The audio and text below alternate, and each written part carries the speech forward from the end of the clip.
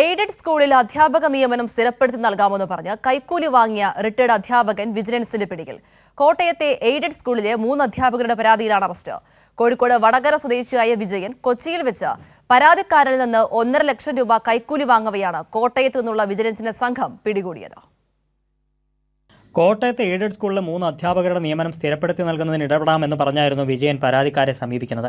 സെക്രട്ടേറിയറ്റിൽ വിദ്യാഭ്യാസ വകുപ്പിന് കീഴിൽ ജോലി ചെയ്യുന്ന ഉദ്യോഗസ്ഥന് കൈക്കൂലി നൽകിയാൽ കാര്യങ്ങൾ നടക്കുമെന്ന് ഇയാൾ അധ്യാപകരെ പറഞ്ഞ് വിശ്വസിപ്പിച്ചു.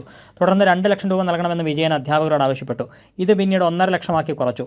ഇക്കാര്യം അധ്യാപകർ കോട്ടയം വിജിലൻസിനെ അറിയിക്കുകയായിരുന്നു. തുടർന്ന് വിജയന്റെ നിർദ്ദേശപ്രകാരം കൊച്ചി ഹൈക്കോർട്ട് വാട്ടർ മെട്രോ സ്റ്റേഷന് സമീപം വെച്ച് പണം കൈമാറുന്നതിനിടെ വിജിലൻസ് സംഘം ഇയാളെ പിടികൂടുകയായിരുന്നു. സ്കൂളിൽ സ്ഥിര നിയമനത്തിനുള്ള അധ്യാപകരുടെ അപേക്ഷ നേരത്തെ ജില്ലാ വിദ്യാഭ്യാസ ഓഫീസർ തള്ളിയതിനെ തുടർന്ന് സർക്കാരിലും ഹൈക്കോടതിയിലും അധ്യാപകർ അപ്പീൽ സമർപ്പിച്ചിട്ടുണ്ട്. ഇക്കാര്യം മനസ്സിലാക്കിയ വിജയൻ നിയമനം സ്ഥിരപ്പെടുത്തി നൽകാൻ ഇടപെടാമെന്ന് പറഞ്ഞ് അധ്യാപകരെ സമീപിക്കുകയായിരുന്നുവെന്ന് വിജിലൻസ് അറിയിച്ചു. കോഴിക്കോട് വടകരയിലെ സർക്കാർ UP സ്കൂളിൽ നിന്ന് പ്രധാനാധ്യാപകനായി 8 വർഷം മുൻപ് വിരമിച്ച വിജയൻ സെക്രട്ടേറിയറ്റിലെ ഉദ്യോഗസ്ഥരുമായി ചേർന്ന് നേരത്തെയും കൈക്കൂലി വാങ്ങിയതായി വിജിലൻസ് സംശയിക്കുന്നുണ്ട്. വിജയന്റെ മൊഴിയനുസരിച്ച് സെക്രട്ടേറിയറ്റിലെ ഉദ്യോഗസ്ഥനെയും കേസിൽ പ്രതി ചേർത്തിട്ടുണ്ട്. കൈരളി ന്യൂസ്, കൊച്ചി.